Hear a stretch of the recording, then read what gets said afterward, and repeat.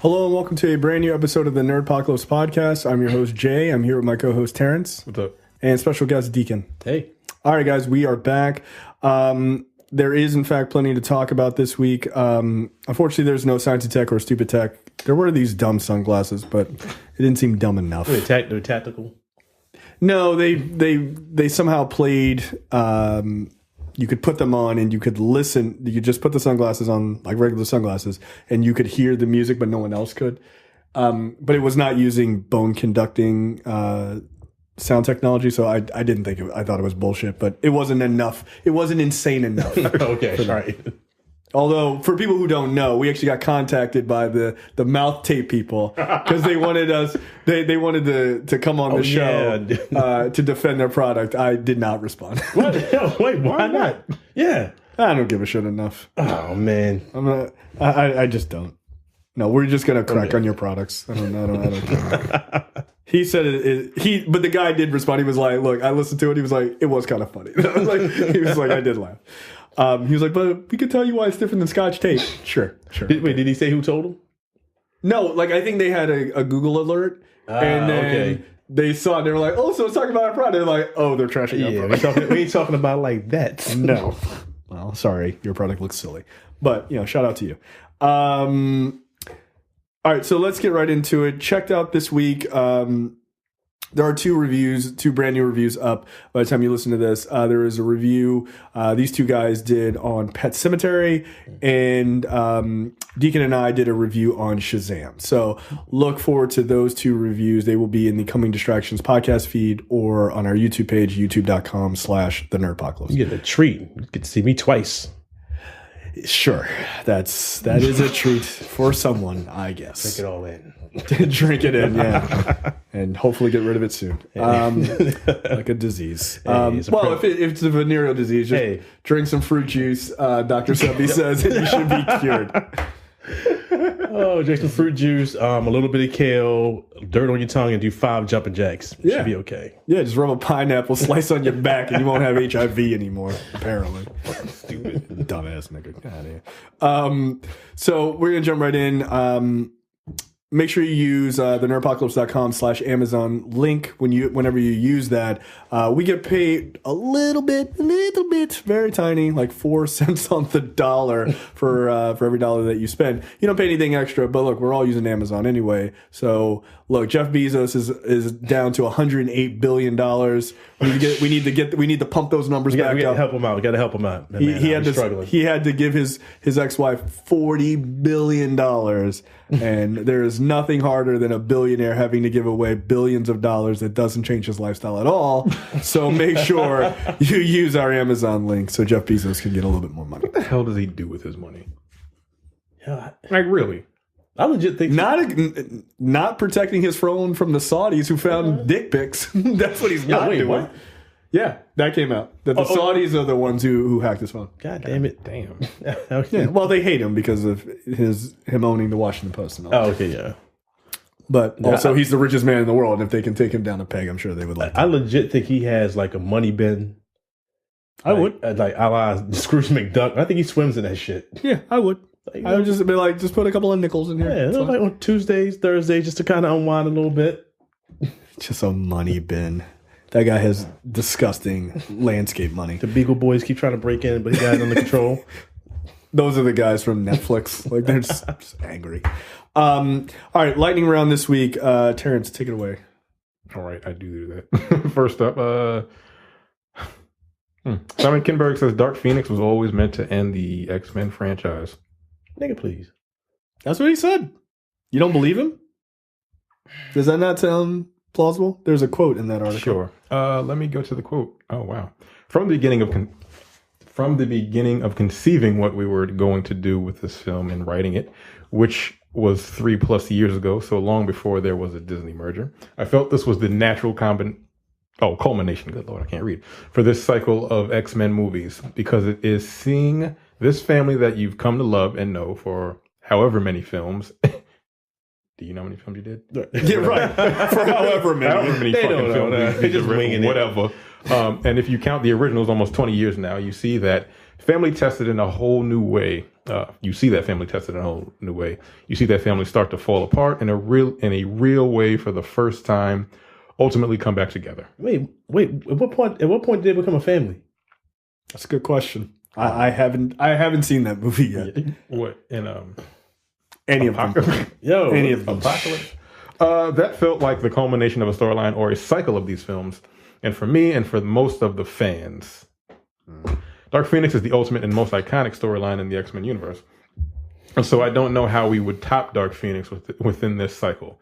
This felt like we had to earn our way back to Dark Phoenix. You didn't. And I feel like we did. And I feel like we did. Your feelings are incorrect, sir. And beyond, I like that he feels that they earned their way back and they introduced the new team, including Jean Grey, in the last movie. They earned their way back in one movie. We got it. Shouldn't have. Storm wasn't in. It wasn't in. What? It was one before Apocalypse. Age of Ultron. Yo, no. It was. I don't. Days of Future Past. Yeah. No, she wasn't in it. No, she didn't show up until Apocalypse. Yeah, Storm, Jean, and Cyclops technically all didn't join the team until then. Yeah, gross. God damn. So that's what I'm saying. Like, you earned your way back. You didn't introduce the main people on the team until the last movie. Shit. Like 3 years ago. Anyway, and beyond that, felt like we'd want to sort of create an ending and the possibility of a new beginning, and that's what we do in this film. I don't believe you. Look, just get this last nut off and get the fuck out. That's all. Yeah, that's kind of how done. I feel about it. It doesn't look good. It may be. Who knows? No. And then the House of Mouse is going to do something probably better than you've been doing for the last 20 years. Man. I don't even think that's a question. Right. I think 100% they will do a better job. Yeah. And like, I know it gets tired, especially for people that travel in this sphere and are in this bubble of the comic book movies and everything. But you can't help but mention Marvel a lot of times because Dark Phoenix should pretty much have been Fox's and the X-Men's Endgame. It should have been the Infinity War. Yeah. This is something they should have worked towards for the past. And granted, you couldn't do like 22 movies, 21 movies to get up there, but you could have did it 3, 4 movies at the most. At least start to build and lay the groundwork for when you get to, all right, she's the full-on Dark Phoenix. Yeah. It's like she gets corrupted, 22 minutes, she's Dark Phoenix. All right, all hell breaks loose. I mean, arguably, if I were building this, Jean would have been corrupted and gone. If you're doing the traditional story, corrupted and been working in the Hellfire Club, that would have been an entire movie in and of itself. Right. And then the final movie would have been her just being like going full on, and then that's the Dark Phoenix film. Like, the Dark Phoenix saga should probably be 3 movies on its own. Yeah, right? It's like they call it a saga for a reason. Yeah, it's not a movie. it's not a vignette. Right. Just like, I mean, it just in the same way Infinity War / Endgame is really the ending of that saga, right? Like, they're now calling all of these first 10 years, they're referring to it as the Infinity Saga, like officially, right? Yeah, because it's one massive story building, but you could even make the argument that these last 2 movies are the culmination. You know, they are in and of itself a saga, right? Like it is a story. It has a middle where it's like, oh, shit didn't work out, and then another film that you got to fix the shit from that movie and then finish it. They're just like start and stop in the same movie. Yeah. And even when you look at the trailer, it basically looks like almost like shot for shot recreation of X-Men Last Stand almost. Yeah, I have a feeling it's going to be a lot more similar to that than they're letting on. Yeah, and once again, Magneto's there. Yeah, again. For no goddamn reason. I don't know. Contractually, he has to be there. So it's really disappointing. I mean, I'm glad it's finally over for the most part, but it's really disappointing. As like a comic fan, as much as I love Avengers now, X-Men has always been my favorite team. The Avengers should not be more popular than the X-Men. X-Men was bar none my top team, and it sucks that all these years I've been more excited to see Avengers movies than I have for X-Men movies. Yeah, X-Men should be shutting down Fandango websites. Dark Phoenix should be shutting down Fandango websites. It should be, as opposed to the Avengers. Well, or why not both? But here's the thing: It will. Eventually. Just in years. I mean, the thing that sucks is they've done the Dark Phoenix Saga, tried to do the Dark Phoenix Saga twice. It really handicaps Marvel because they can't go to that right now. They absolutely can't. So they've got to do... No, there are other great X-Men stories, but the Dark Phoenix is the best X-Men story. It just is. So thinking like what other stories could they do? Maybe you could do like really huge stories like House of M, and I thought they might be too early. I think it is. I think it is, but I'm just saying like overarching. Like you could do that. I think what you're gonna have to do is you're gonna have to take some of the smaller classic stories like Mojo World and things like that, and you're gonna have to build those to being bigger stories. Okay, yeah. But I don't know. I got into a discussion with somebody online the other day about this. Let me see what you guys may think about it. So his premise was, once Marvel starts, they should just go straight back to the original 5. I agree. Have them be teenagers and let them work their way up. Me, on the other hand, I don't want that. I don't want them to be teenagers. I'd rather them be adults. Yeah, I like the original 5, but I don't want them to be teenagers. I don't want the original 5. I'd rather have the new Genesis team. So it's Wolverine, Cyclops, Colossus, Nightcrawler. Okay. So like, give or take who you put in there, but like those main ones, especially Storm. I can see that. But yeah, so we had to because we've been watching them as kids for the past 10 years or so. Yeah, almost. Yeah, I'm done with it. And at no point did they ever move forward. So I'm like, reboot it, start fresh, and like they're just up and running already. Yeah, I mean that's what's going to be the most difficult part is how do you bring them in without starting an origin story from the they need to be moving like you said, they need to be running the second we see them, like they're already like, let's fight crime, like like they need to already be moving. But I agree, I would rather see adults. I would like to see the original 5 for once because we've never seen it. Like we never have. Just the 5 of those characters and create them and really concentrate on creating the core of that team, which is Jean and fucking Cyclops. Like that should be the core of that team. And when they splinter, that really fucking matters. Because like, and we'll talk about the new Endgame trailer, but in the same way that we saw Tony and Steve give that fucking handshake, I was just like, oh, like that shit, like that shit fucking felt like something because you earn that. Like they have been not enemies, but they have been on the opposite side of this whole thing for long enough, and you've seen them side by side fighting together. You're like, it's like watching two friends. You're like, finally, they're back together. Like that feels like when he hung, Boomerang. Right? Yeah, they started splintering in Age of Ultron, right? Yeah, well, after Sokovia. Yeah, that's what. And I think it was not after. What was it? Civil War. Civil War is okay. So Age of Ultron is where the split. Yeah, destroyed Sokovia. Yeah. And then the next movie was it Winter Soldier? No. It's Civil War was the next one of that their sort of story. It was yeah.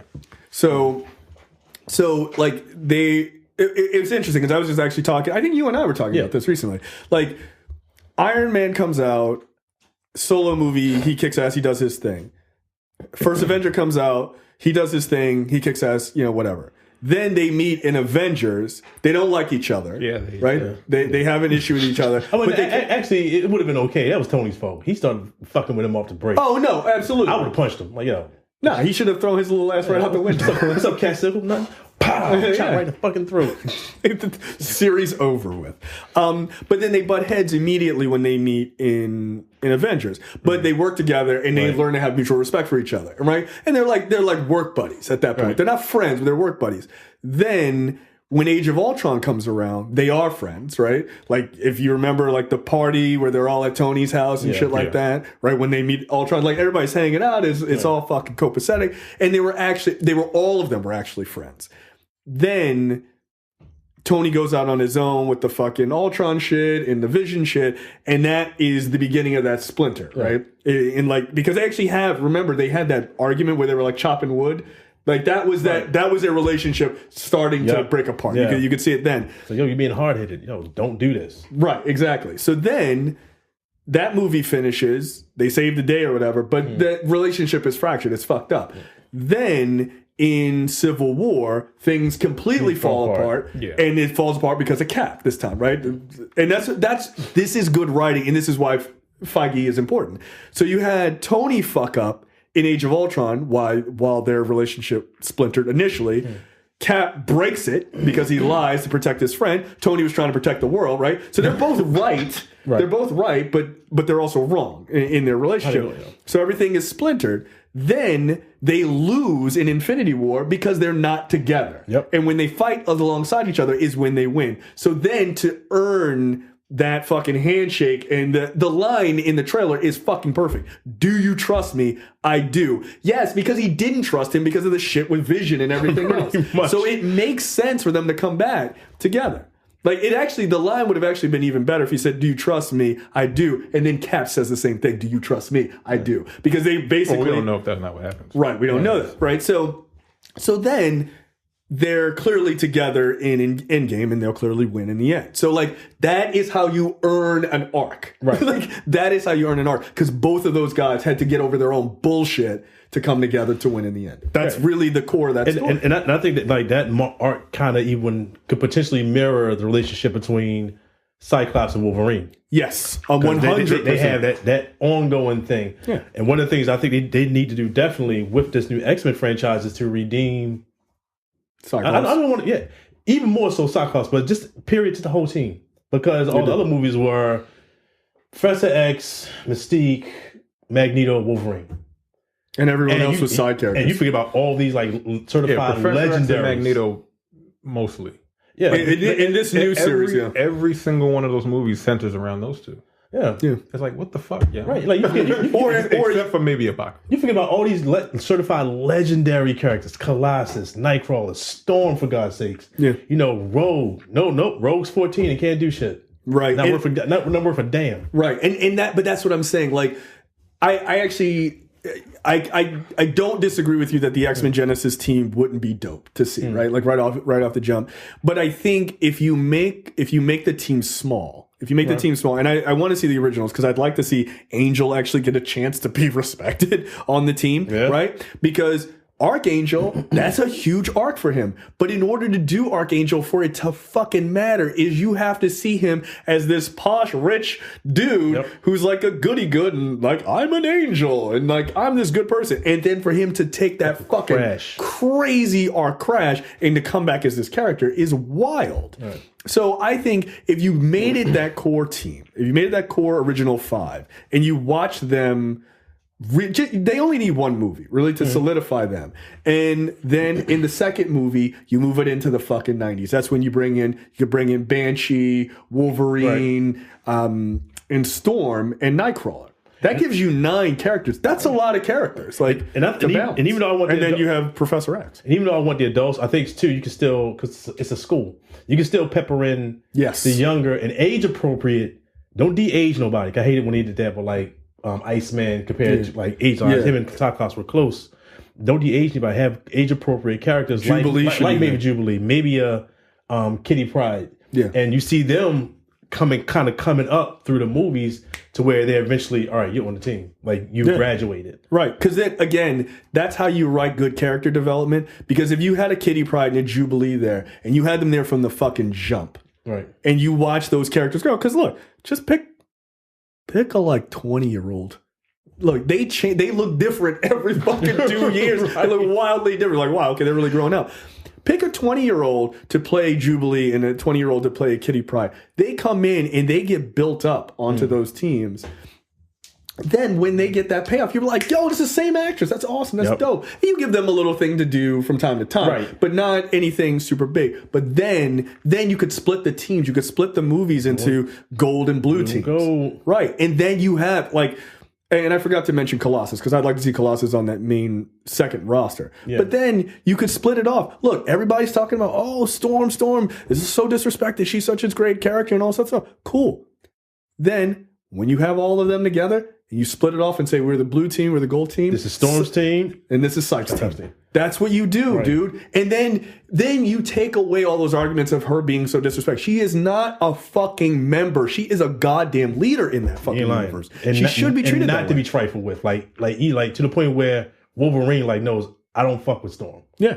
I'll fuck with everybody else. No, I'm just good at that lightning. She's an Omega level mutant. She is.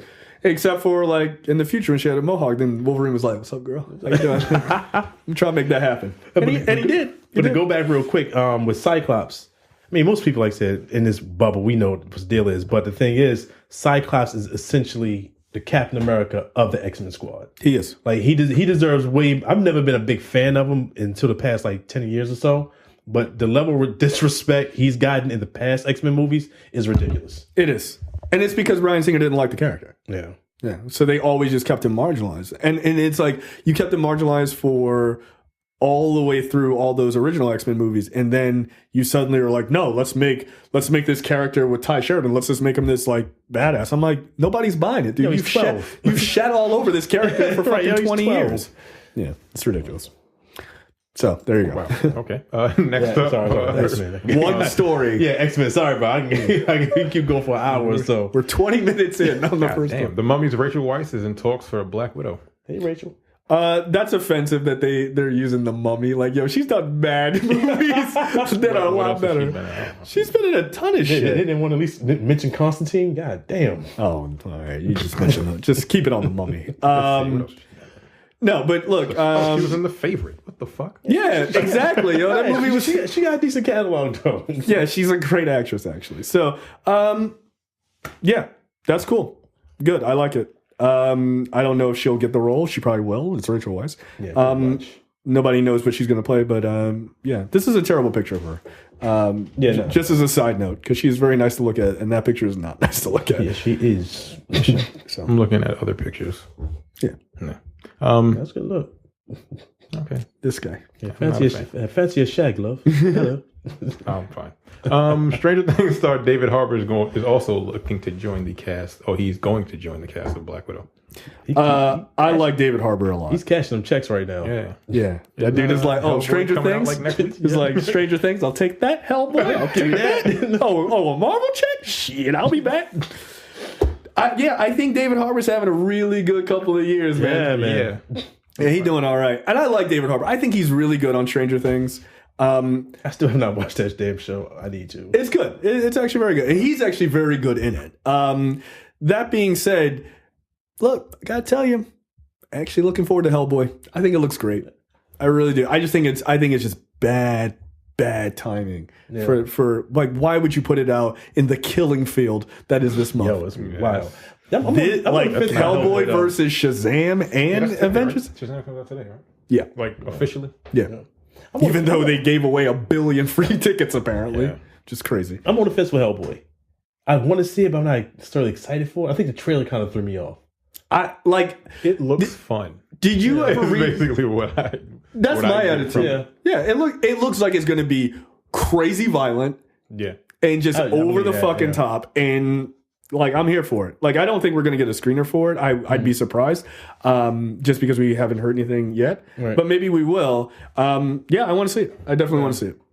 And I think just because Endgame is coming up, like, I kind of want a little bit of a palate cleanser before that. And I think that's going to be like the perfect little, like, not a palate cleanser, but like the perfect little appetizer, so to speak, before you get to these like massive budget. It's come out on what, a week before, or it's something like, I think it's next week. Jeez. It's the 12th, April 12th, next Friday. Yeah. Okay, they got a little time to get their money in. Okay, that's cool. Yeah, very little time.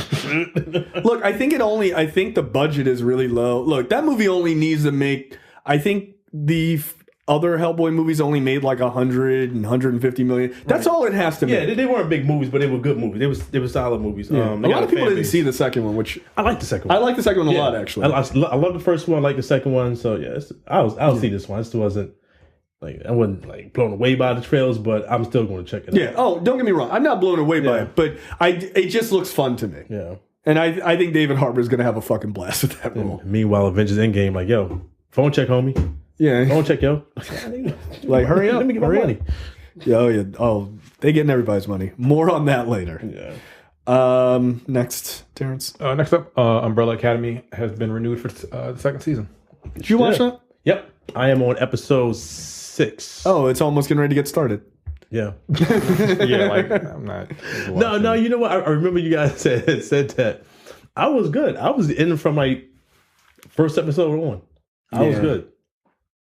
Yeah. Okay. Yeah. Look, people who've watched all the way through absolutely loved it, but the consensus seems to be that it gets started in episode 7. Did y'all finish it, or you gave up? I gave up after episode 2. You never started? No. Okay. When he was like, it takes off in episode 7, I'm like, I don't like waiting in lines. I'm good. Not 7 hours of. I'm not watching 7 hours of television just for it to get good.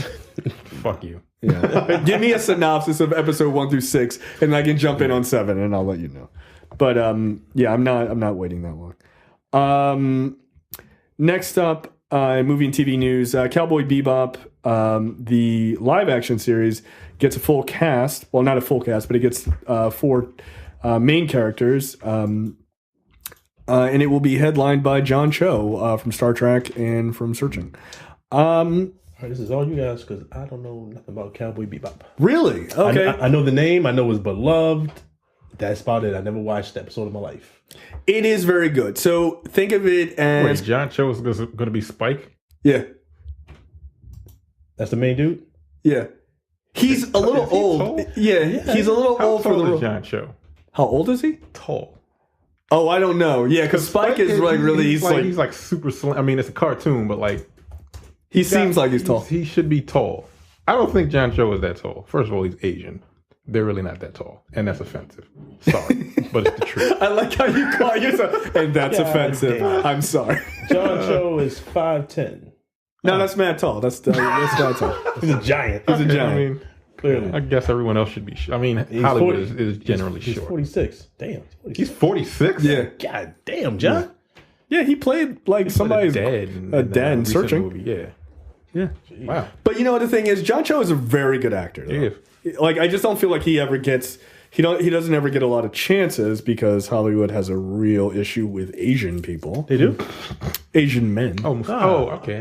Asian women. They're like, oh, we'll put you in anything you want to be in. So Mustafa Shakir is going to be playing. Goddamn, what's his name? Jet Black. Jet Black. That's You gonna have a Jamaican accent? Bomber clots in space. You know what? I hope he does. Fuck it. I really liked him in Luke Cage. He was the best part of the season. I thought he was. Every time we come on the camera, that damn air horn going to sound. I'm like, Jet Black is here. Yeah, so Cho will be Spike Spiegel. Shakira will be. God damn it. Shakira will be Jet Black.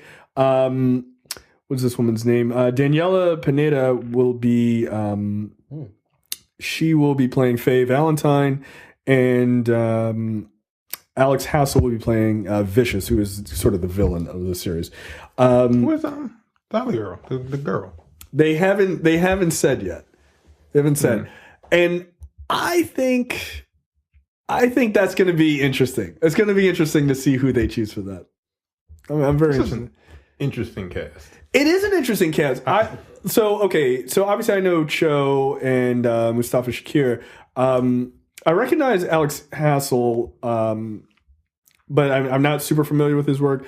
This woman, Daniela Pineda, she was in Jurassic World Fallen Kingdom. She is... I'm trying to visualize what... adorable. She is really, really, really adorable. Like, she played like this kind of like science nerdy chick, right? Now I remember her, okay. Right. She's really fucking adorable. I liked her, actually. I thought I would have actually liked to see more of her in Fallen Kingdom. That movie sucked. Like, it was awful, but... It was dope. Yeah, you're a big Jurassic. Yeah, no, I'm not. Oh, okay. I did not care for that movie. It's the same story over and over again. That like they just can't go anywhere. But they loose now. I'm like, yeah, good. I hope they kill everyone. All right, so give me a quick. Like, what's Cowboy Bebop? Like, it's a space western. They are bounty hunters, right? And they get bounties and they go after people. And like Spike is just kind of like this general cool guy badass. Okay. And Vicious is a hitman who goes after him for a number of reasons. And the series is mostly focused on them getting these bounties, right? Okay.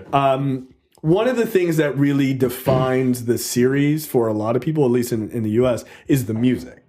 Like it has arguably one of the best openings in anime. Period. Like the music is fucking stellar, and like jazz is a big part of that series. Yeah. So I'm sure it'll be a big part of this Netflix series as well. They need to get Yoko Kanno back to do the soundtrack. If they just don't take the soundtrack from the show, Just take the soundtrack from the show. it's got to be the intro music. The intro music is going to be the intro music. It's iconic. It's iconic. Like you can't. Like you literally could not start a Netflix. You could not start a series based on Cowboy Bebop and be like, no, we're gonna do new music. Some fucking techno. Like no, people are like nope. Yeah, click.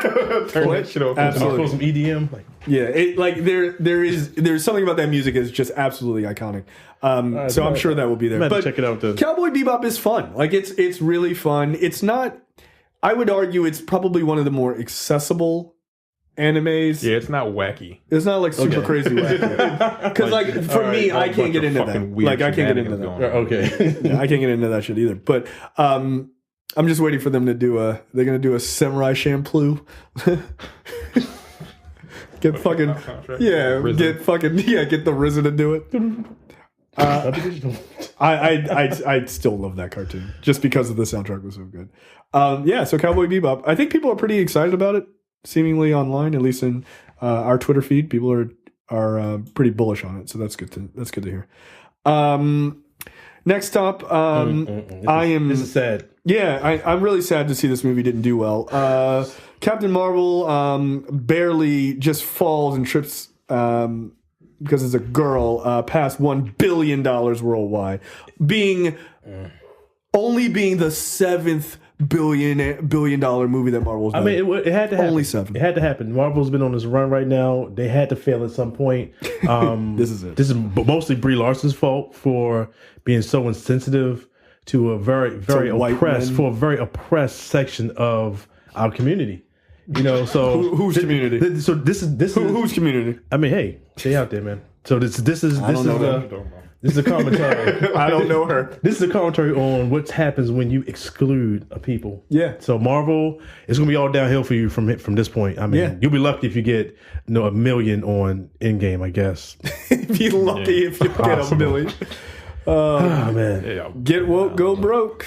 $1 billion. Like, I mean, did we think it was not going to hit it? People did. Like they legitimately $500 million in the first fucking week. We're going to boycott this movie. Yeah, how'd that work out for you? Yeah. Who the fuck boycotted? I don't boycotted know. the movie? My question is, how much would it have made if you didn't boycott? $1 billion and $1? Like you don't matter anymore. I feel like their boycott was to buy tickets and not go. You and your That's $500 million in the first weekend. Yeah, that doesn't make any fucking sense. There's no way in hell. That's a conservative boycott. Right, exactly. I want to tell I'm fucking ticket. Nobody else gonna have a fuck you. That's right. Thanks, nigga. I can't go. You can't go. Like, what do you think the money gets taken out once you sit in your chair? Yeah, like Yo, they were working so hard to try to disrupt this movie. Yeah, I took a picture and the thread is empty and Marvel's lying because they're buying the tickets and it's not true. They're lying about the numbers. Like, dude, let it go. Again, the mental gymnastics you're doing right now.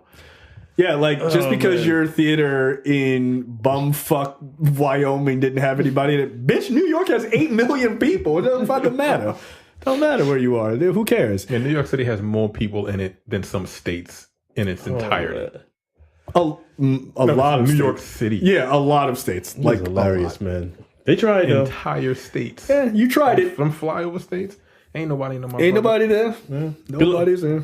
It almost worked out for you. So I It have was just a vocal minority. They were because it's the internet, it was bigger than it was. Right. far bigger. Because a movie doesn't make $500 million in a fucking weekend if people were actually genuinely in a week. boycotting. That shit doesn't make any. It was a week. It was in a week, yeah, because it made over $160 million its opening weekend. So over the first week, I thought that was domestic. Because it opened worldwide, everywhere. yeah, something. If I'm not I don't know. mistaken. I don't know if it was 500 million, but it was well over 300 million, which again is still a fuck ton. It's still a lot. But needless to say, yeah, poor Captain Marvel barely made $1 billion. Thanks a lot, Brie. Yeah, you really screwed up. You really screwed it. What's hilarious is people are now moving on. They're now moving the goalposts. Well, it didn't make a billion and a half or 2 billion. You lying? I'm not lying. CosmicBook.com, CosmicBookNews.com, or whatever the fuck that shitty website is. They literally had an article saying it wasn't going to make $1 billion. Then when it made $1 billion, the I think it was the same author wrote an article saying, well, the magic number is really $1.5 billion or maybe $2 billion. Yeah, please tell me somebody called him out. Oh, dude, they lit his ass up in the comments. Thank you. They were like, yo, knock it off. Thank you. Knock it off. Knock it off. You said it wasn't going to make $1 billion. I talked to people that were like, I don't think it is. It's just not going to. I was like, why do you not think it's going to? You do realize that women see movies too, right?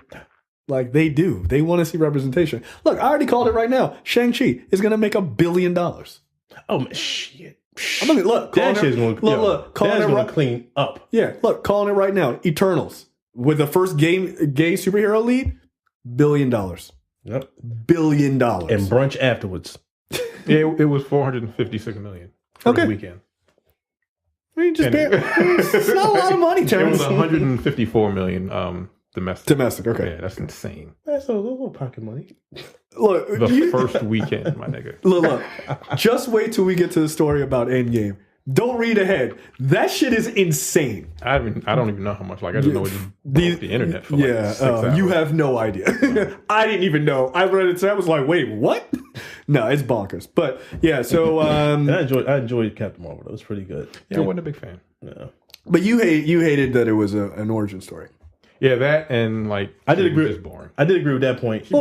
That like it was like a phase one kind of origin. Well, I did agree with that. It was a phase one movie. At number 20. Right, like we need to get moving. But that's my argument for the X-Men. That's what I don't want for them. They need to come out guns blazing. Yep. Like she did have her powers, which was fine, but it was just I don't know.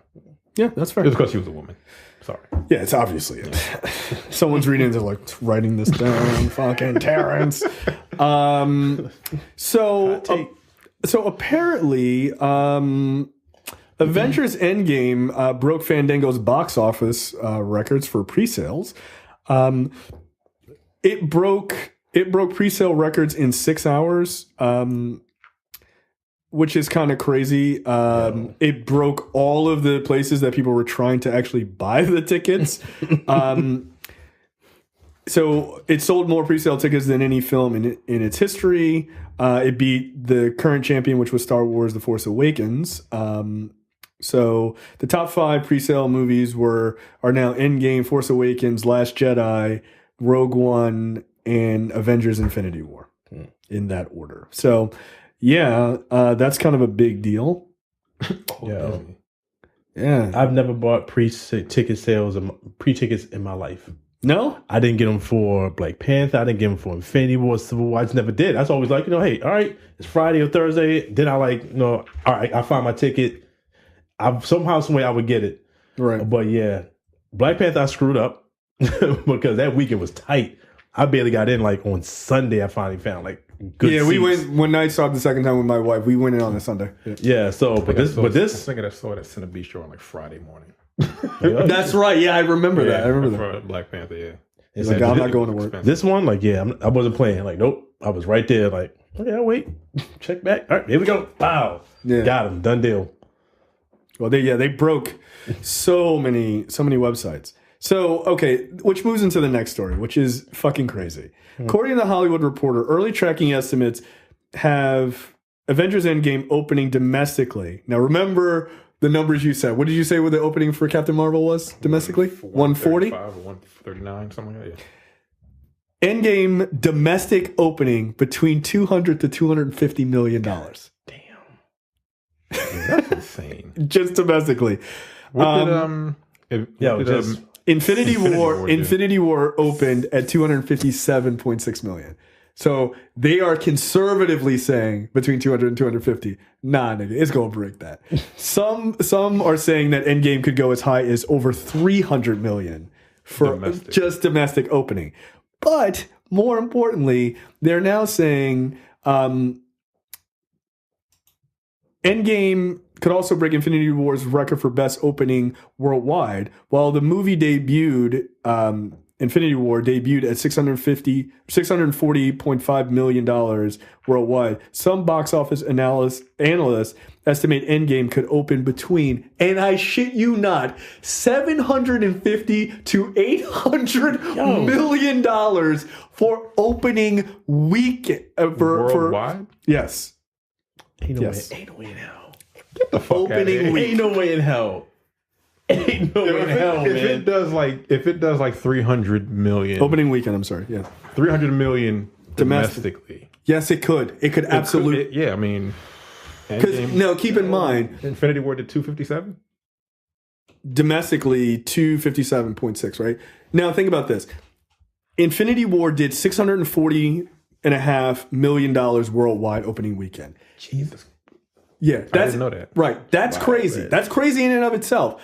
But that number is low because China didn't open the same day as everyone else. China didn't open Infinity War until 2 weeks later.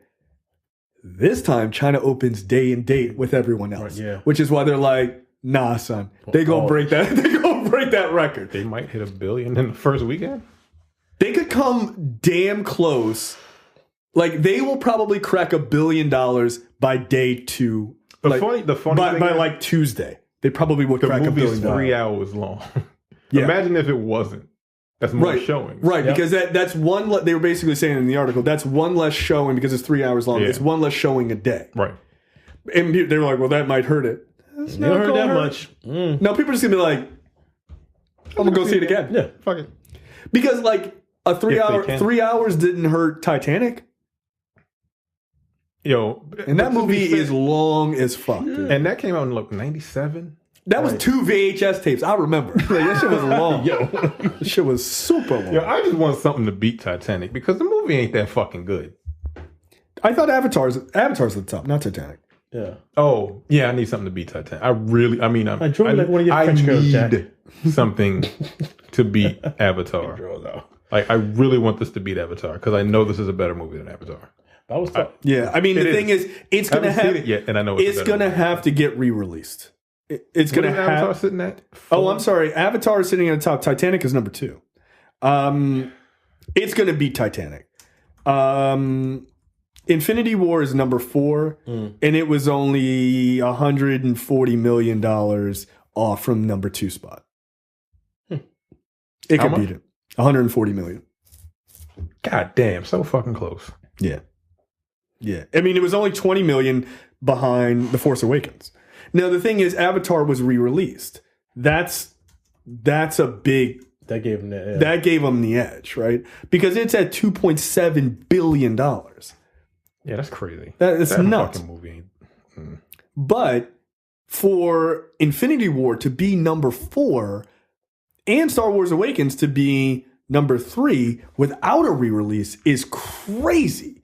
Like those movies, that's straight through. Yeah. That's just straight through. Only being $700 million off.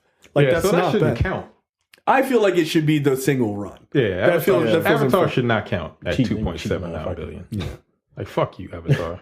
But yeah, I was talking to a coworker of mine, and he was talking about the trailers for Endgame. He's like, "Well, I like the trailers, but I don't feel like they didn't give us like a home run trailer to really draw people to come to the movies." For what? For Endgame. You're incorrect.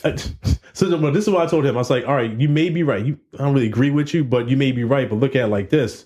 At this point, Marvel doesn't have to bring anybody new into this that hasn't already been in it.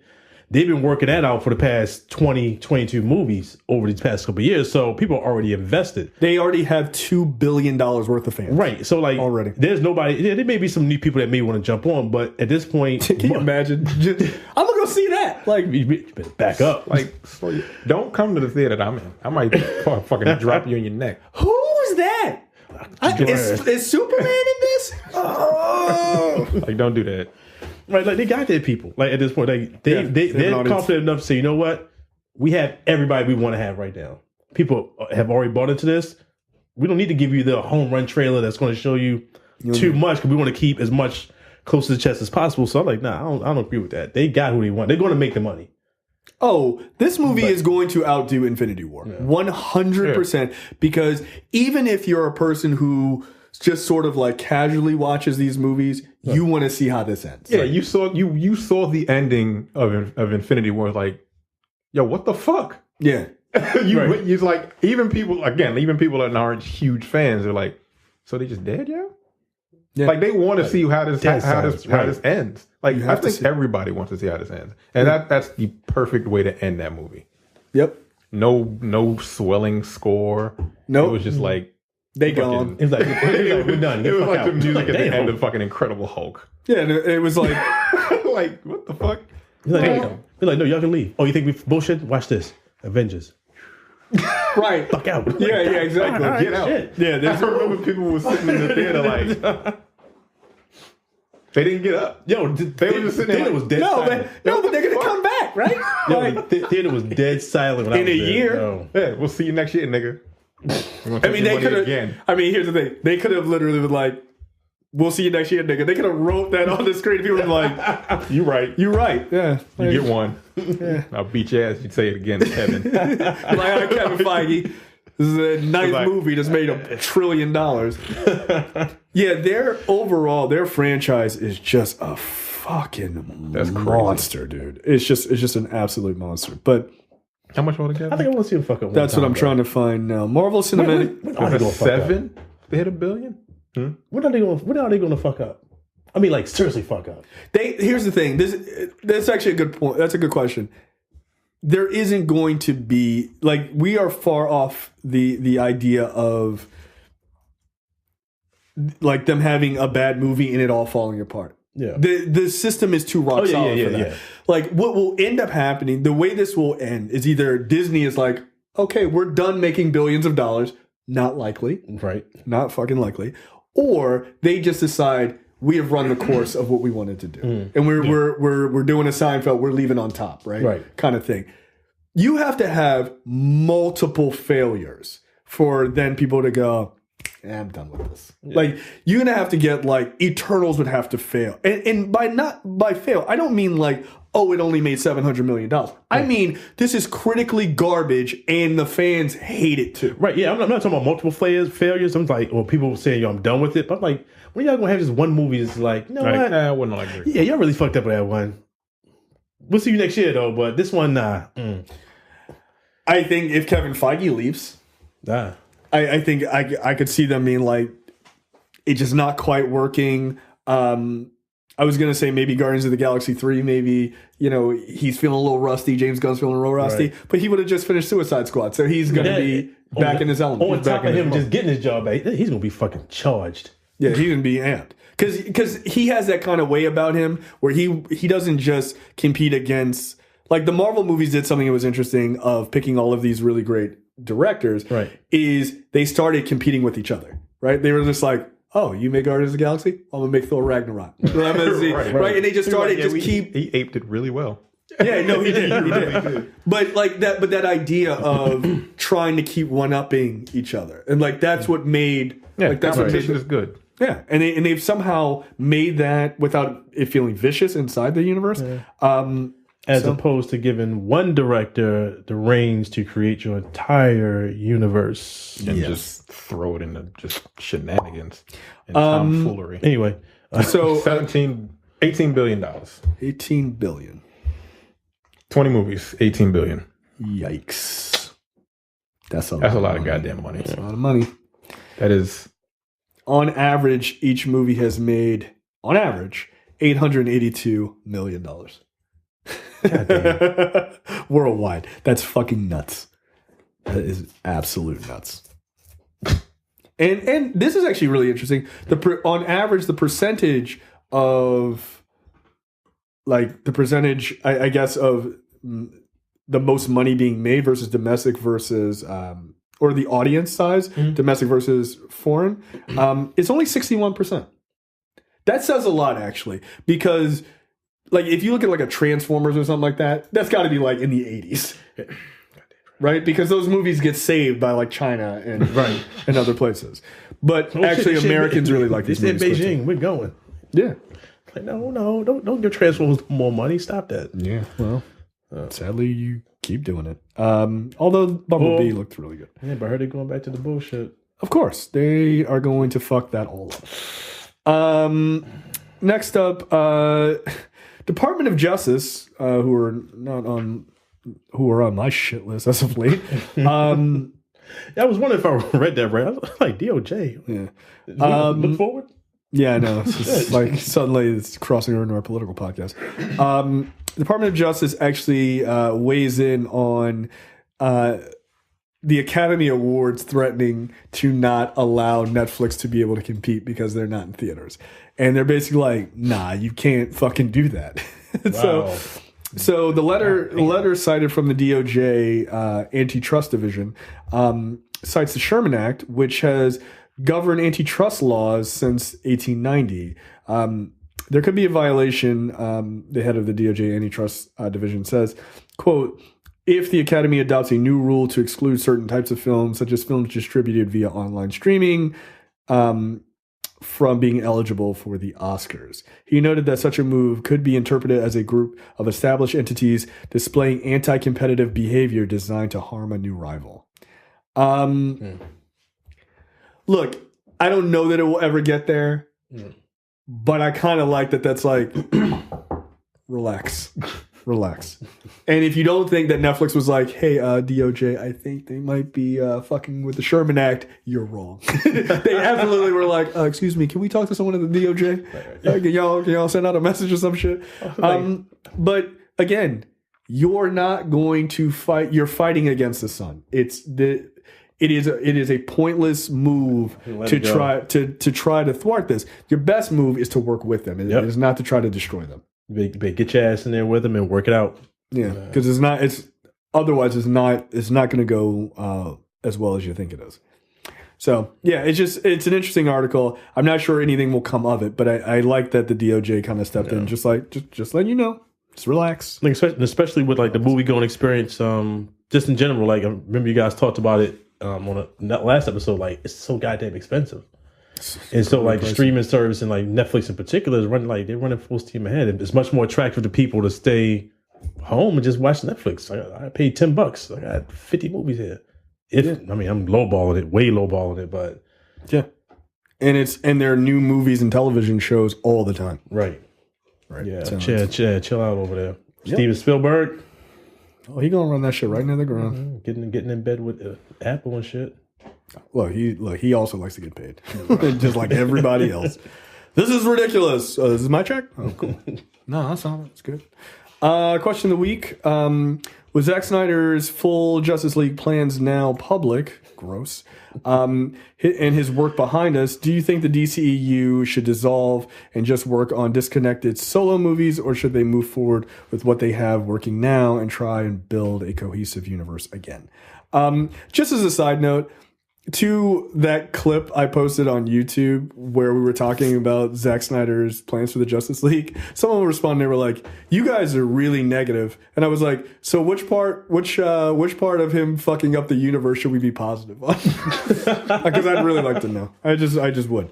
Like, these are his ideas, dude. They didn't work. People hated them. Like, we're not being negative. We're just telling you reality. Yeah, pretty much. Like, look, if you wanted injustice, well, I mean, not to be a dick, but you're wrong. Like, that's not a good idea to do right off the top. It's just not what you do. Nor is the death of Superman in the second movie. Yeah.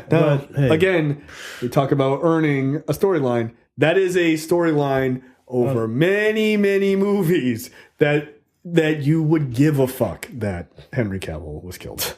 But you didn't. You were just like, oh, huh? Oh, all right.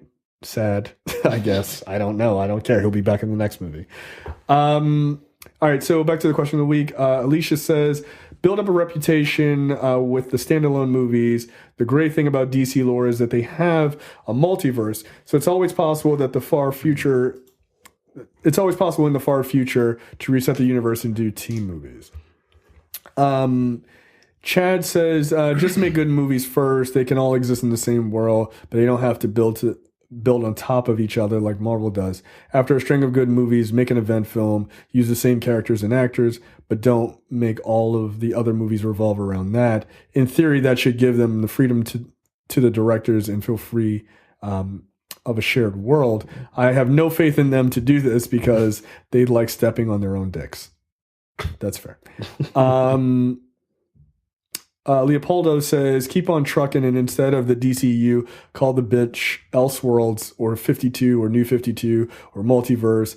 And if they choose to try to be linear again, they could do a Crisis on Infinite Earths flick and reset the entire the universe afterwards. An Elseworlds run would be dope.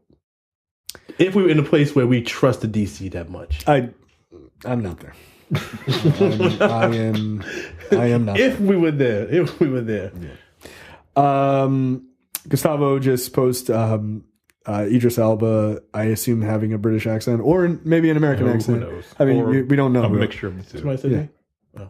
Oh. Yeah, you look nothing like Idris Elba. Knock it off. Idris Elba. He's just yelling, reset the clock. Leonardo says, I really want to see Shazam fighting alongside Wonder Woman, and pause to say something like, oh, wow, you're pretty hot. Want to kiss. And then Superman asks, really? What are you, 14? Maybe someday. Yeah, actually, like, again, I feel like after people see Shazam, they're going to want to see those characters together, man. You're going to want to. You saw Shazam? Mm-hmm. Yeah. It's fun. It's actually very fun. It worked. There are some things that happen that I don't want to spoil it, but there are things that happen in that movie that are just fucking fun. Like, they are really fun. And I was surprised at some of the things they pulled off. Jody says, standalone seems the way to go. A lot of the standalone miniseries are where they shine in the comics as well. Plus, this way we get the opportunity to see multiple actors and director depictions of characters rather than getting the same versions over time. Anthony says they should bring Snyder back to finish what he started. Give me the Snyder cut of the Martha Murderverse. I mean, he's not wrong. Trey says hire someone who gives a damn and get him to connect them. I'm pretty sure there's a Kevin Feige-esque man or woman waiting for the call. What, Jeff Jones? Yeah, they tried Jeff Johns, but didn't really work out, even though it wasn't his fault. Because they still had Zack Snyder around. Andy says they should stop making movies entirely and commit seppuku. Well, there you go. The funny thing is, you should really take your son to see Shazam. Because I think he would really dig it. That's really funny. He's all lined up. And to the side. Cam says, I think you all know my general thoughts on DC and their film division. That being said, I think what makes the most sense for them is to continue to make movies that have loose ties to each other, i.e. mentions of Gotham and other movies, but hold off on really cementing everything together until they have a strong core of actors in the other big two roles. But that's similar to what Marvel did and DC hates success, and I assume they stay fucking up left and right.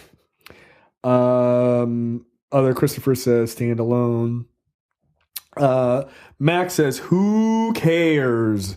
Do what you want, DC. I will watch your movies once they are on TBS. That's offensive. Epics. I'll watch Batman versus when it's on Crackle. I saw the trailer for Pennyworth on Epics. I was like, yeah, Epics is where this needs to be.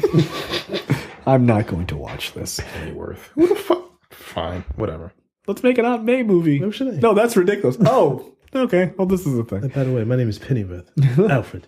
Yeah. As he's just like fucking stabbing a guy in the scene before. Like, Jesus Christ.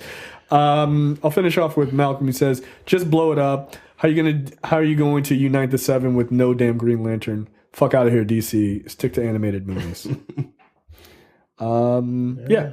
So thank you for all that. Go to our Facebook page, facebook.com/the Nerdpocalypse, and check all the rest of those responses out. I don't know that. Any thoughts on should they be standalone or should they be connected?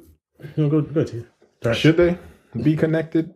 I would like them to be connected, but we're going to watch a trailer. We're going to talk about a trailer that is probably not going to be connected to anything. Yeah. So at this point, fuck it. Whatever. I don't care at this point. I don't think their movies are good. If they want to just have separate movies, fine. They tried to connect everything and they failed. miserably. Yeah. I was going to add miserably myself, actually. If they want to try again, how long do you wait? I mean, Aquaman is good. Apparently, I feel really like it. I mean, I feel like you could just move forward with those. Yeah, Aquaman and Shazam seem to be pretty good. People kind of like those movies. But you got Superman and Batman. What the fuck? You got to reestablish them. You have to. And Wonder Woman. So you have those three. Right. Those are the three good ones. Right. That's not Aquaman, the Trinity. Shazam and Wonder Woman. Yeah, that's not the Trinity. Justice League, everybody. Like what? Okay. Look. Whatever. I don't care. Like they just fuck them. They get on my goddamn nerves. Like for real. Like I just want a good. I don't know what I want from them. Good. I don't want to connect. I don't want to connect in the universe anymore. Fuck it. I just want them to make good movies because we're going to talk about the trailer next, and I have some things that I want to talk about. I have to say about it. So, I kind of still have hope for a connected universe, but it doesn't have to. I think a lot of people think connected. They think it's intrinsically super entwined, and the movies can't stand alone on their own, which it can. Right. The only reason I think that it still has a potential is for the simple fact that DC hasn't even committed yet to dissolving the universe. After us seeing Shazam, they're not. They're clearly trying to play. They're straddling the fence pretty much. Yeah. 1 foot in, 1 foot out. Because in Shazam, it's very clear and very apparent that the other heroes exist. Flash exists. Basically, the Justice League exists in this world. So yeah. They have kids wearing fucking like the Superman shirt you could buy at Target right now. Like they're wearing that shit. Right? They have fully committed to dissolve this. So I'm like, just keep moving forward. Yeah. We got Shazam, Aquaman, Wonder Woman, Matt Reeves, Batman is coming, hopefully eventually. No, it's supposed to shoot. The talk is it shoots later this year. Okay. Yeah. Bring Henry Cavill back, you bastards. The crazy. Give us another Superman one. Man of Steel to be the fourth one. Like I really like that movie. Yeah. Like Batman vs Superman, whatever. I unabashedly love Man of Steel. That's Man of Steel, Wonder Woman, Shazam, Aquaman. Just keep moving forward. Those are good movies. Yeah. Like I haven't seen. Just keep moving forward and then get to your Justice League movie.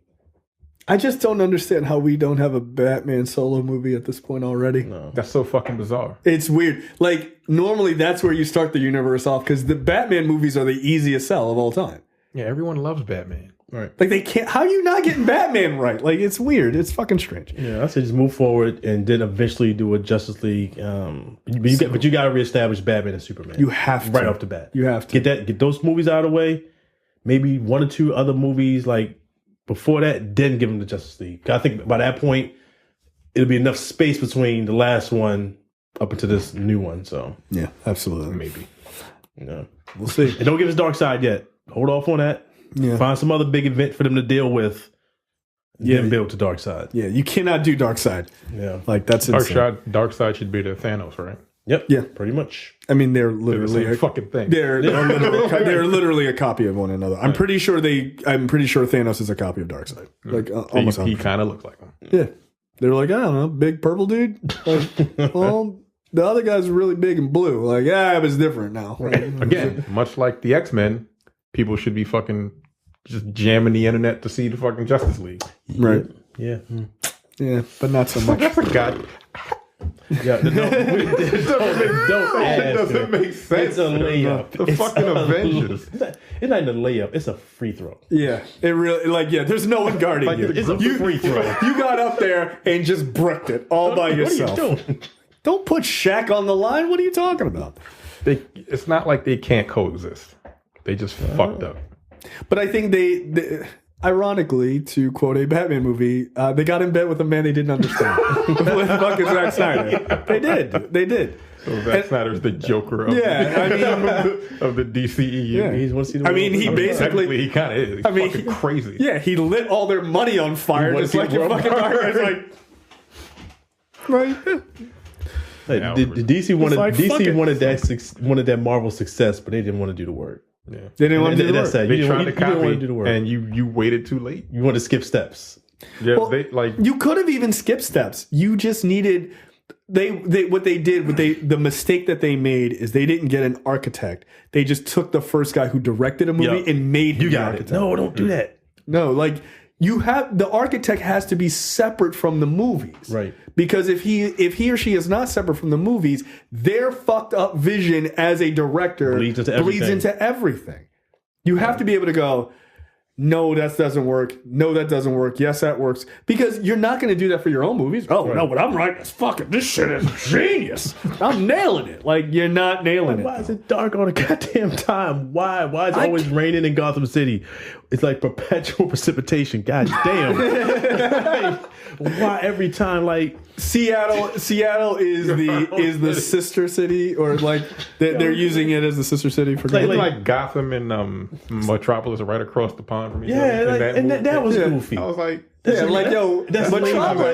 Metropolis, like, it's bright and fun. You get the guys like, we're gonna kill everyone here. Like, Jesus Christ, it's like so lazy ass writing, and like you don't make everything dark. Bridge apart. No, dude, they're really not. Like, I don't think in the comics they're close enough that they could travel there, right. But it's not like it'd probably be more like Gotham is like New York and Metropolis is like Chicago.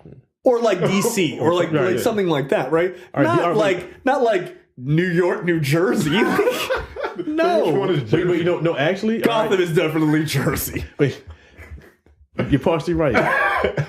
Deep nerd cut for a minute. When he first developed Metropolis and Gotham City back in the day, initially Gotham City was Jersey, and Metropolis is actually in Delaware. Ew. But that makes sense. like looking how bright and clean Metropolis is supposed to look. Yeah, I mean, a lot of people think it's either like it's mirroring like Chicago or New York City. I mean, in a lot of ways it is. So Bruce Wayne is on Jersey Shore. He's the situation. Just fucking arm pumping.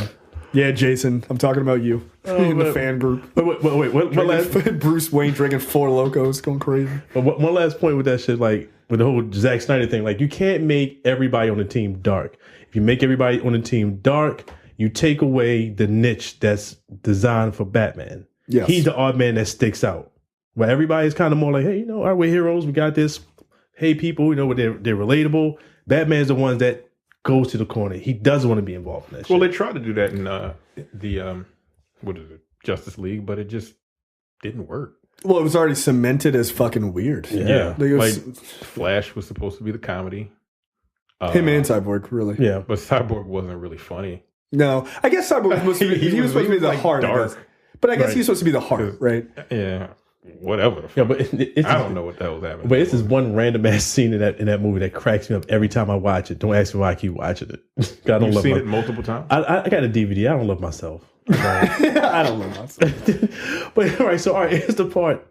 It's on Hulu now. It's the part when Batman, Flash, and Wonder Woman go to talk to Commissioner Gordon on top of the roof. Yeah. They leave together to go to the roof, but by the time they get there, for some reason, it's only Diana and Flash already on the roof talking to Commissioner Gordon. And all of a sudden, fucking Batman comes jumping off a damn gargoyle like 15 feet up. Like, why? What are you doing, man? Yeah, because doesn't he land and it's like lightning crash or something? I was like, why you gotta make a grand entrance? He already like, yo, where's Batman? Oh, here he is. Boom, like, all right, yo, even Aquaman is already here, and there's no water around. How did you get here so late? He probably lied though. Like, oh, I forgot my keys. I'll be back. He's like, I'm gonna drive, guys. Wink, climbed up the goddamn gargoyle. He's like, I gotta make an entrance. Like, all right, dude, I know it's your city. Every scene on the rooftop looks horrible. Oh man, it all looked terribly green screened. Absolutely terrible. That's enough of that. Sorry. So yeah, we'll see what they do going forward. But yeah, after watching Shazam, you're right. It's 1 foot in, 1 foot out of whether or not they're going to dissolve the universe. All right, let's move into What the Fuck, brought to you by JTD. Deacon, you are up. Yes, first. I read ahead. Oh, wow. Oh, before you start, okay. New rule. Don't tell us where it is. We are just give us the headline, and we're going to try to guess. Jesus Christ. Okay, all right. A man who had a 2-day erection has tip of his penis amputated by doctors. A 52-year-old man developed gangrene in the tip of his penis, meaning the doctors had no option but to operate. He got gangrene. Yes. and because he had a multi-day erection. Yeah, all right. Let me get into the. Okay, all right. The unnamed 52-year-old man presented himself to the doctors because he couldn't get rid of the painful and sustained erection. Bungling medics swiftly drained the blood from his penis, but left a catheter in and tightly dressed his penis, causing the patient to develop black gangrene. All right. I'm going UK.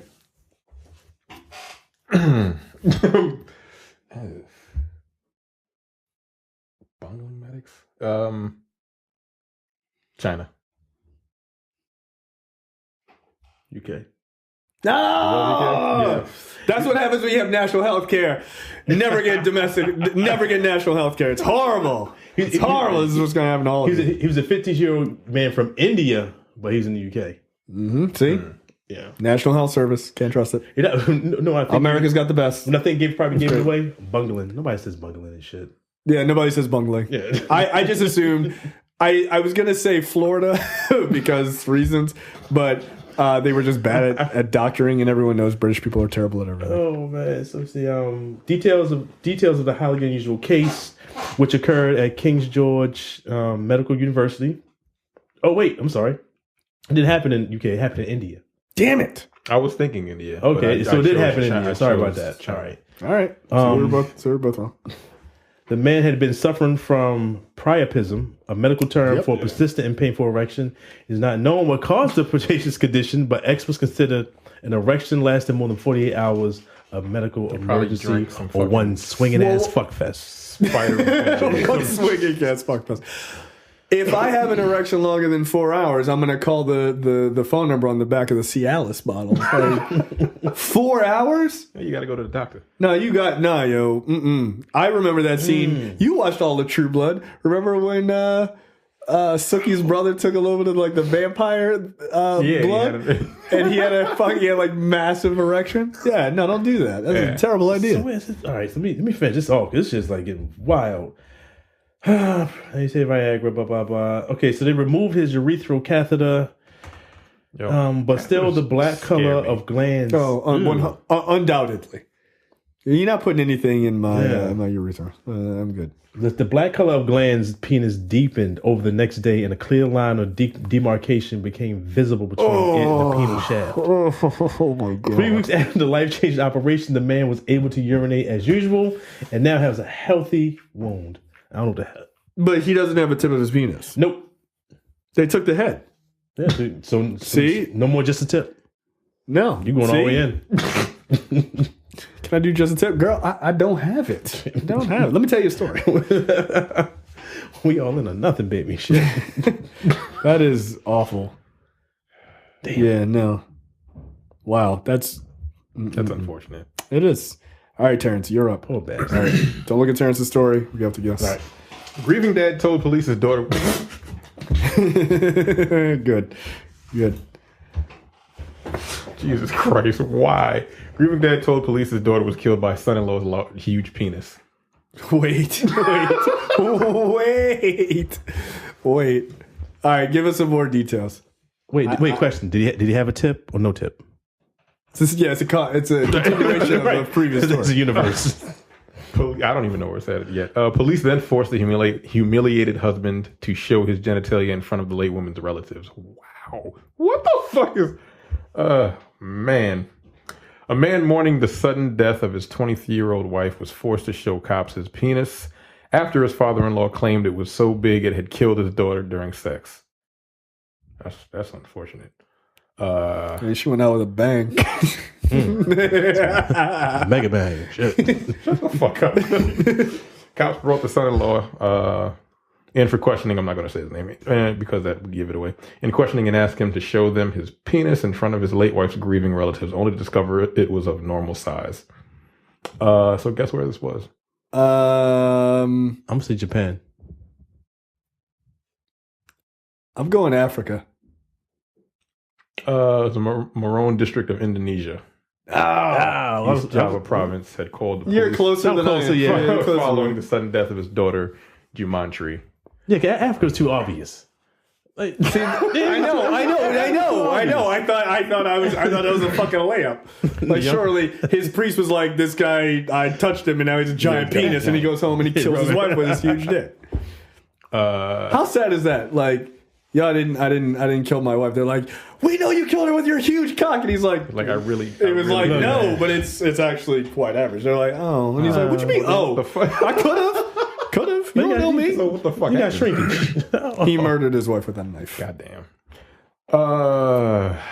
Nettie Cito, 55 of the village of Maroon. I already read the part. The young woman was found dead in her bed after suffering an apparent epileptic fit during the night. Wow. But Mr. Cito had her. You asshole. God damn it. The woman's dead, god damn it. But Mr. Cito had heard rumors his son-in-law accidentally killed her different.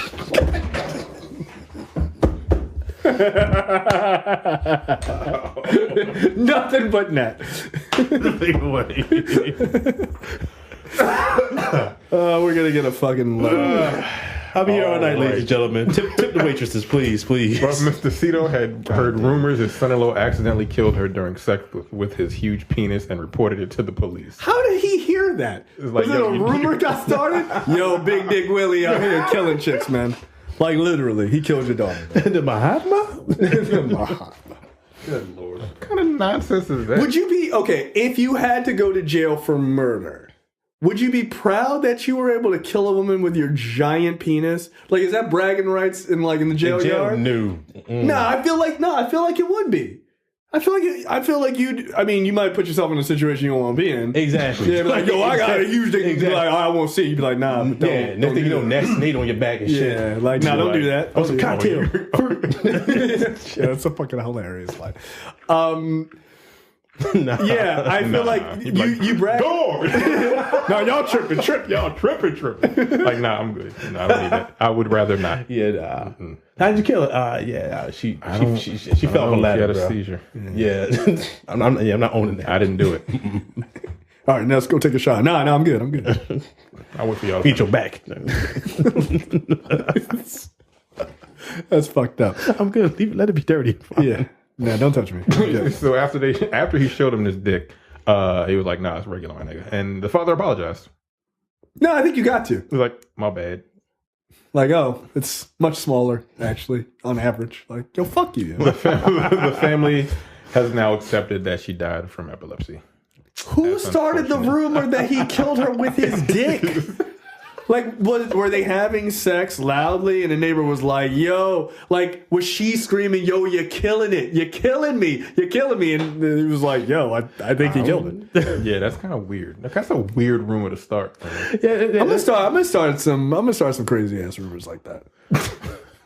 Wasn't it fucking live from Joe Budden's podcast? He was like, lying is fun. He's like, I like lying. It's great. The bad part about it is, though, it is like it can be fun, especially amongst your own circle. Like, yeah, no, that's fine. You got to start your own narratives, but like that shit is wild, dude. To just be like, nah, homeboy down the hall killed his wife with his giant dick. Like, word on the street. Word on the street, nigga. Shut up. Street? Like, nigga, what are you talking about? Nah, I ain't do that.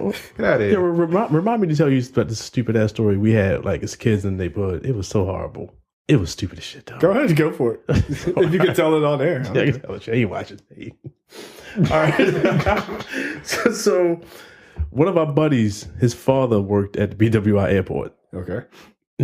And so, my one buddy, matter of fact, I didn't even say my buddy. Shit, Rodney, what's up? Damn. Yo, what's up, prick James and shit. That was the one that told me about the church. Jamal Bryant's church. Yeah, he's a prick. So he started a rumor in the neighborhood like, yeah, man, you hear about Enrique's dad? Like, what happened to him? He got killed, yo. How'd he get killed? He got hit by a plane. Come on, yo. Your kids are so stupid. What the fuck, yo? That shit ran for like a month. Because his father worked so late, you didn't really see him alive. So we were like, oh, damn. Like, Enrique, yo, we sorry about your dad, yo, sorry. Y'all okay? Like, the fuck you mean? What are you talking about? Rodney said, we heard your father got hit by a plane. Rodney said, yo, his father got hit by a plane. I'd be like, nigga, my father's inside sleep. Trying to get ready for work, nigga. Shut up. Oh, man, wait. Yo, that's crazy to tell. Yo, kids are so gullible. Your father got hit by a plane. Your dad is this big compared to a plane. You want to talk about gullible? My dumb ass, when I first heard it, like, well, how the fuck you get in the air, though? Oh, you were just... Yeah, it wasn't pretty. I had to grow. You were 27 years old. This is true. This is a goddamn shame. All right, next story. All right, guess the town. A woman in her 40s... Oh, let me read the title. I'm sorry. Woman has suffered permanent brain damage after going on a liquid-only diet for 3 weeks. A woman in her 40s was recently admitted to a medical center with possibly irreversible brain damage after being on fruit juice and a water diet for 3 weeks. The unidentified woman, who weighed less than 40 kilograms, was in bed. I don't know what that is. I don't know either. You can Google it. 100 pounds?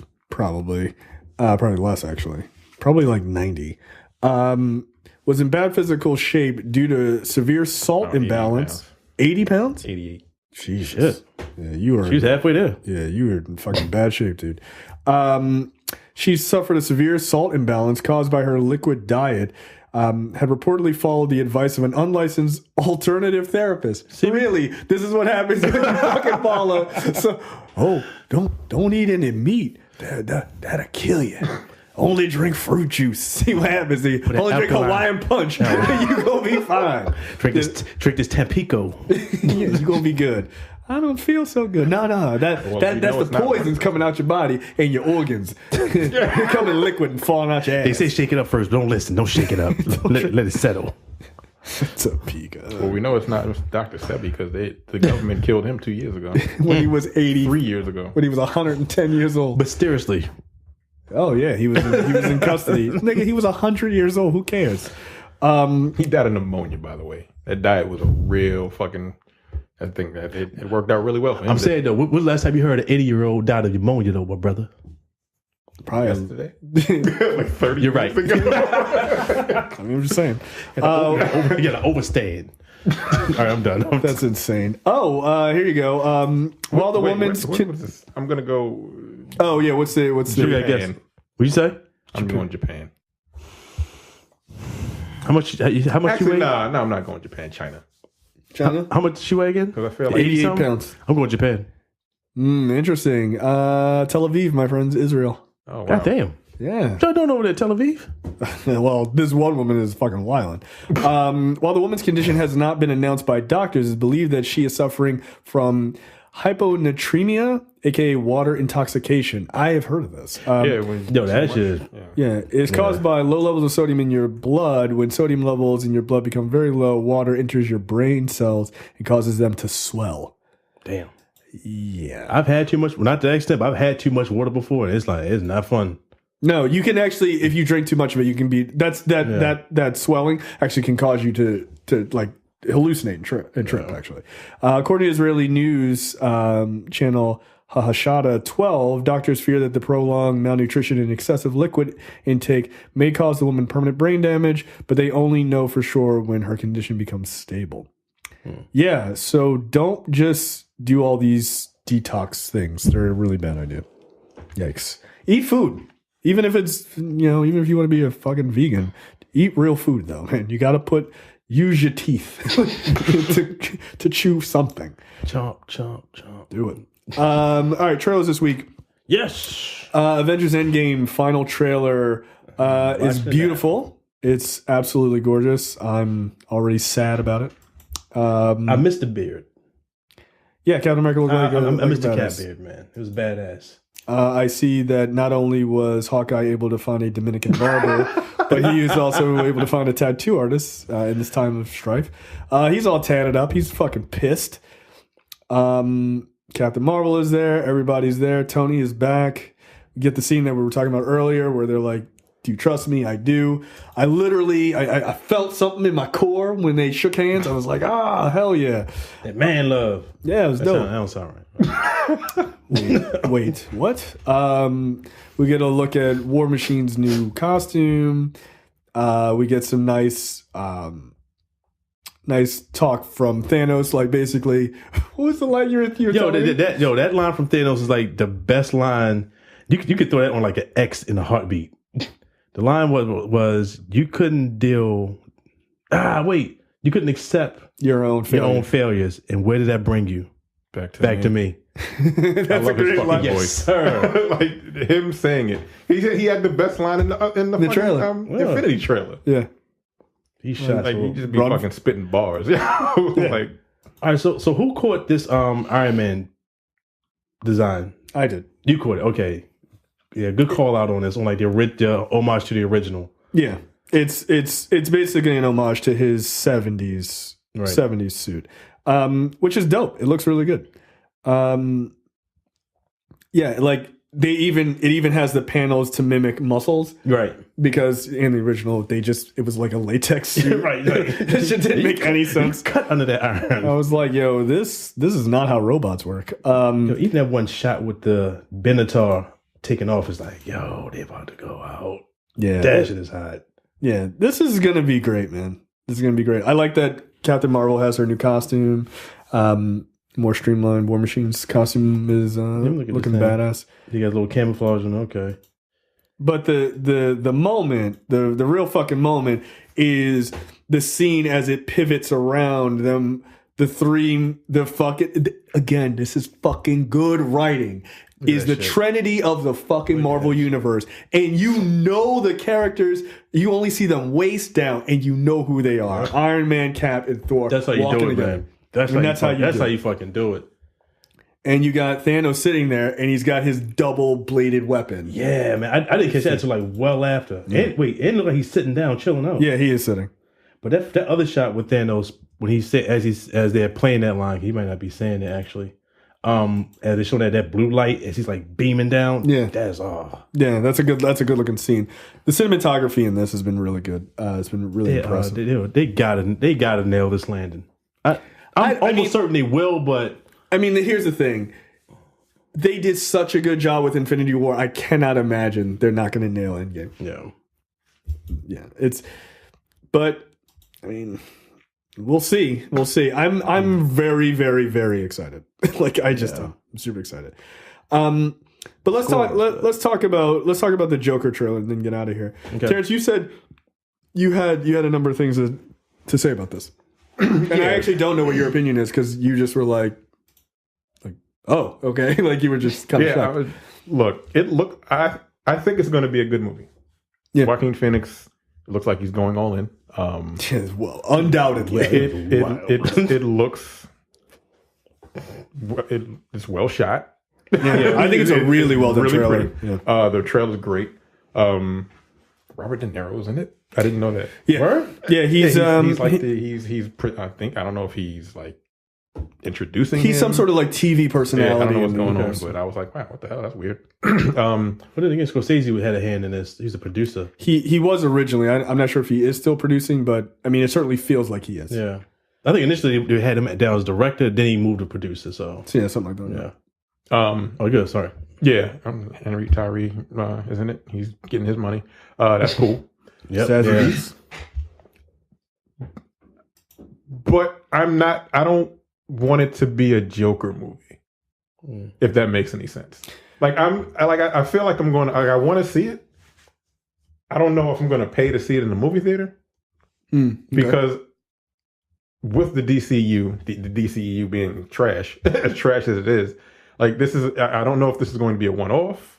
I don't know where they go from here. The talk is it's a one-off, but I don't know. Like, I don't trust them. If it's a one-off, that's fine. Like this is this is a character piece that just happens to have a comic book character in it. Yes, that's what this looks like to me. And like I feel like I have to take this as just a movie in and of itself. I think so, and not a comic book movie because. This feels... I think it's going to be very good because this trailer looks amazing. I'm not super excited for it. I just think it's just going to be a good movie in the comic book vein. Whatever, Right. Like that's why I was kind of like, where are you guys going to go from here with the 3 movies that are really good, and then you've got this coming out. This looks great, but do you spin off of this? Like, what are people going to think once this comes out in October and people are like sympathetic for this character because the story that they have going on looks like he really cares for his mother. And then people keep fucking with him until he finally fucking snaps. Right. Yeah. And like that's a relatable story to a lot of people. Yeah. And it's like a period piece too. Yeah, it takes place in the 80s. 90s. No, it's not the 90s. No, the 90s is like the 70s, man. Oh, yeah, you're right. This is the 80s. Yeah, you're right. 80s? You're right. Okay. Yeah, you're right. So, and that's the other thing. I'm like, is this an origin story or is this just like a, hey, this is my interpretation of the Joker? Right. Like almost like an Elseworld story. In the DC, like a what if kind of thing. I don't know. But like, again, I'm not, it looks great. It does, but I'm just kind of like, yeah, what is it? I mean, that's I think that's the big question. What is it? That's my thing. I don't know. They're hedging their bets. I'm pretty sure. Again, 1 foot in, 1 foot out. Depends on how everything else comes before it and how this one's received. He's already got the creepy laugh. Look, I got to tell you, this looks better than anything they've ever done. Look, I know there are people, oh, I'm tired of Joker, whatever. Look, I'm going to tell you from a film standpoint, this looks better than everything DC has done. Great. Period. Frankly, this as a film looks better than anything Marvel has done. It just does. This is a serious fucking film. Yeah. Like from a trailer perspective, this is serious shit. Who's directing this damn thing? Todd Phillips. Todd Phillips? This is a serious, this is a serious fucking film. Like it really is. And yeah, I often made fun of the Todd Phillips because he was like, I'm here for the gangbang guy in that one movie. But like this movie is not taking it's not, hey, let's have a fun romp fucking superhero movie or in that universe. This is a serious movie. It clearly leans very heavily on Taxi Driver. It clearly that's exactly does. what I was thinking. Yeah. It clearly does, which is probably why Scorsese was involved to begin with, right? But from I need people to look at this, and like you said, you have to stop looking at this as a comic book movie. You have to look at this as a film in and of itself. Right. If this was not connected to the DCEU, nobody would. And look, I'm calling bullshit on everybody. Nobody would watch this trailer and be like, nah, yo, not feeling it. Get the fuck out of here. Get the fuck out of here. Take all your DC hate off of it and just watch this as a trailer. Right. This is a fantastically done trailer. And that's my thing. I'm like, I have to. Because if you're going to give it an honest chance, you have to do that. You have to. And that's the one thing I wonder about. Are people going to give it an honest chance? And I don't think they will. Because it's very hard, especially when you talk about the general audience, it's hard to get them to disconnect. Yeah. Well, it's not like the Batman. Where's the Batman? It's not like the Joker I'm used to. What the hell am I looking at right now? It's grounded in reality. Like there's no superpowers. There's no dude running around in a bat suit. Right. It's a character. It's just this guy. He's just a dude walking around the city, being treated like shit, and then eventually he becomes a supervillain. And he fucking bricks. Yeah. Like falling down. I mean, hopefully, that's pretty much what this is. Yes, it is. I mean, hopefully DC is not. I'm pretty sure they're probably not expecting no big gangbuster numbers. They're probably looking for it to hit critically and make some money back. Oh, they're going for the Oscar. They're looking for like the critical. Yeah, they don't give a fuck what this movie makes. They don't care, and because it's irrelevant. It's irrelevant. Right. Joaquin Phoenix don't worry about money. Yeah, he's going for the awards, man. Yeah. And look, at this standpoint, at just what I'm seeing, this is a Joker performance, and I think Ledger's absolutely was fantastic. And I think a lot of his praise, a lot of the overpraise, I think for it was because he died, right? Like it's unfortunate, whatever, and I get it. This Joker performance, Joaquin Phoenix is one of the best living actors, period. Like, he just is. That final shot is like... Well, for starters, he's going to have way more screen time. So he's going to have more time. He's got to share with nobody. Yeah. It's all you, Chief. Like, the movie is hinging on his performance. Oh, he going to tear this shit up. He going to tear this fucking movie up, dude. And then you're going to have the other Joker. But this is what I said when this was announced. Who the fuck knows? What, Gotham? No. About, like in the movie universe, the Leto one, the Jared Leto one. Oh, they bring that back. Well, there's a scene in the Harley Quinn movie that they break up, and that apparently the Joker is in it. It may be a flashback, but it's apparently it's going to be Jared Leto. Okay. Well, we don't know that. We don't know. But the thing is, this is what I said when this shit was announced. I was like, well, that's weird and doesn't make any sense. And then it was like, there's going to be Joaquin Phoenix. And I was like, yo, don't do this because no one is going to want Jared Leto's Joker with this out there. Yep. No one is going to want that. You're going to watch this star-studded fucking mega performance that's probably Oscar-worthy and then go, oh, I guess I'll do the guy with the tattooed smile on his hand. That's great. No one's going to want that. Leto might have had a chance had they not scrapped so much from Suicide Squad. Actually took time to write the script and gave him more time. But yeah. And also, you should have never introduced the Joker. He's too big of a character to introduce as a side character in a movie of side characters. Yeah, he should have been the main. He needs to be a main, dude. Yeah, I tell people all the time, like, that scene, like, that don't really well versed in all this, but they saw Suicide Squad, like, yeah, it was okay, I really like it. And I always tell them, yo, go to Netflix or whatever, go watch Assault on Arkham. That's a good Suicide Squad. That should have been a Suicide Squad. I love that. Like, that should have been a fucking movie. Yeah. Straight off, the beats, the rhythm, that should have been the damn movie, but, Yeah, they fucked that one up.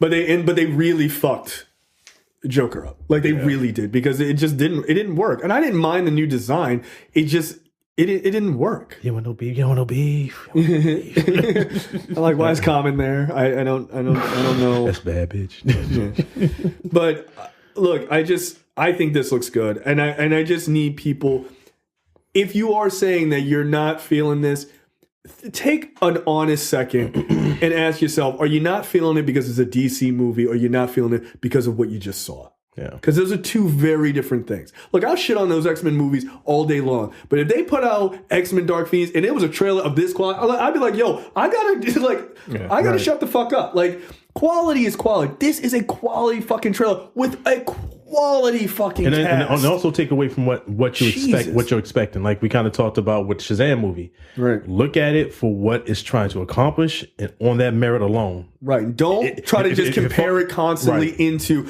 because look, we all know the DCEU is fucked up because of Zack Snyder. Stop punishing every single movie based on that are not connected to that. Right. It's not fair to punish Aquaman for that. Like, he's not involved in that shit. Right. He's not involved in it. It's not fair to punish Shazam for that. And it's not fair to punish this movie for that. Yeah. By the way, if DC had the fucking balls to do a fucking DC universe based in this world, this is what I'd like to see. If you're like, look, we're not gonna do this light, fluffy shit. We're gonna let Marvel do their shit. We're gonna do not a dark universe, but an adult version of this shit. You could do it. You could do it. Right. Because dark and gritty doesn't mean it's dark all the goddamn time. Yeah, literally turning the contrast. No, it just means some real shit is happening and the heroes have to deal with it. They have to react to it. Yeah.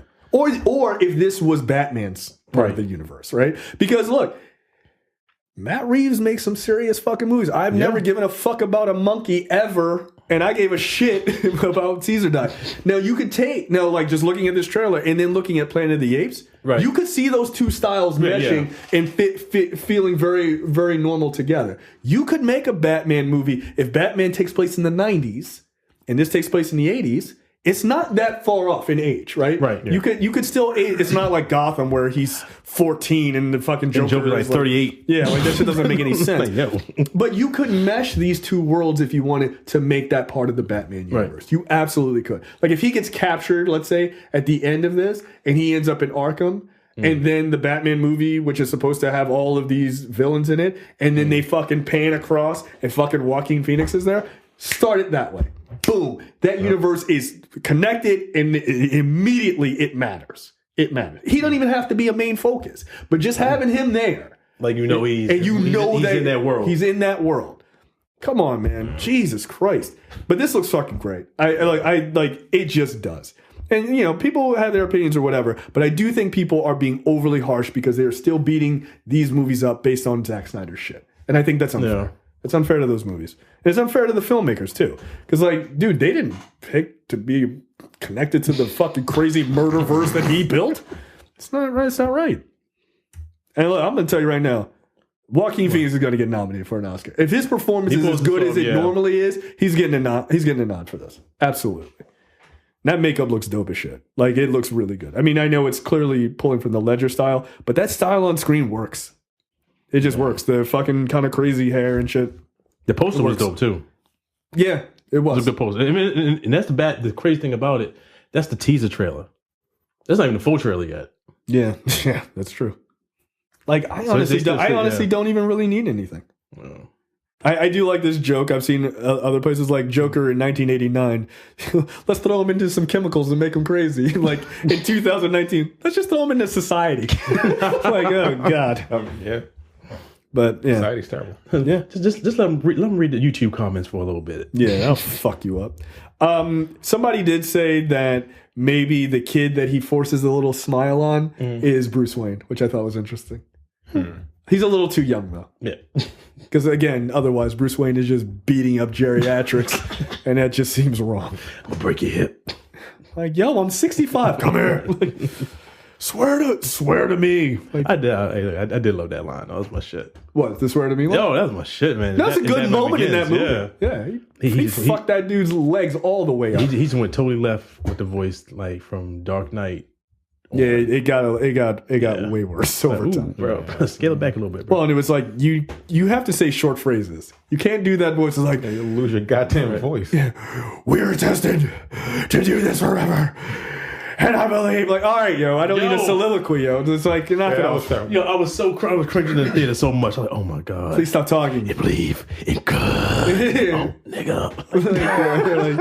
like just ADR this shit. ADR this shit. Yes. I have the coffee cake. Thank you. Like, yeah, don't do that. Any parting words? I got nothing. Oh, I'll do my shout out to my man Demetrius. He goes back to the camera shot. Yeah, we can never use any clips I forgot, because he keeps. I'm like, why are you turned all the way around? That's right. We support the Incredible Hulk. This is how we stand united. Oh yeah, right. Yeah. I forgot to talk to y'all like this. Yeah. Good night, everybody. That's what y'all get. Peace. All right, later, guys. Take it easy. Bye. You're watching the Nerdpocalypse YouTube channel. Make sure you click that button to subscribe and check out our weekly podcast where we talk about movie, TV, news, tech, and weird stories from around the internet.